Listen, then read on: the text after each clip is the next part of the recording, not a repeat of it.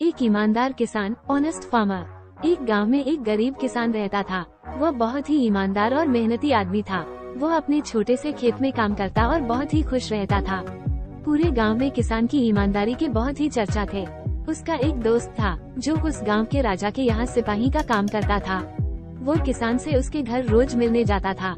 एक बार राजा ने अपने दरबार में एक ऐलान किया कि उसके बगीचे में काम करने वाला एक अच्छा सा कारीगर चाहिए जो उसके बगीचे के पेड़ पौधों और फूलों का ध्यान रख सके।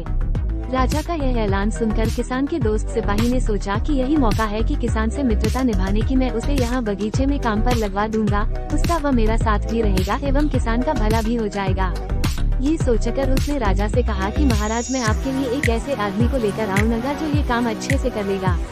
सभी राजा ने उस सिपाही को आदेश दिया कि जाओ, कल से ही बगीचे में काम करने के लिए कह दो। उसी वक्त वो सिपाही अपने दोस्त किसान के पास पहुंच गया और उसने किसान को बगीचे के काम की सारी बात बता दी और किसान ने भी काम करने के लिए खुशी खुशी हाँ कर दिया।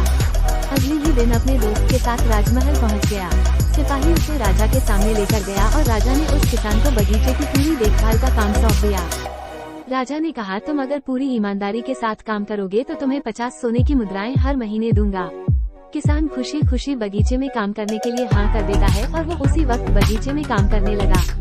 किसान बगीचे में बहुत दिल लगाकर काम करता था। कुछ दिन बीत गए। किसान ने बगीचे को बहुत सुंदर व हरा भरा बना दिया।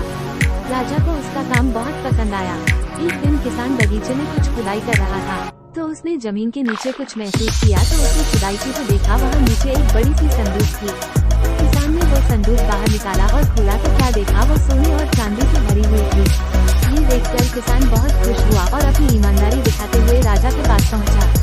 राजा किसान की ईमानदारी देखकर बहुत खुश हुआ और उसके साथ वहां गया जहां किसान ने खजाना निकाला था। राजा ने देखा तो कहा, ये खजाना तो हमारे पुरखों का है। हम कई वर्षों से इसे खोज रहे थे। खजाना देख राजा बहुत ही खुश हो जाता है। राजा अगले दिन किसान को पूछता है, तुम्हें क्या इनाम चाहिए? किसान बोला, मालिक, मुझे कुछ नहीं चाहिए, मेरे पास जो भी है मैं उसी में खुश हूँ।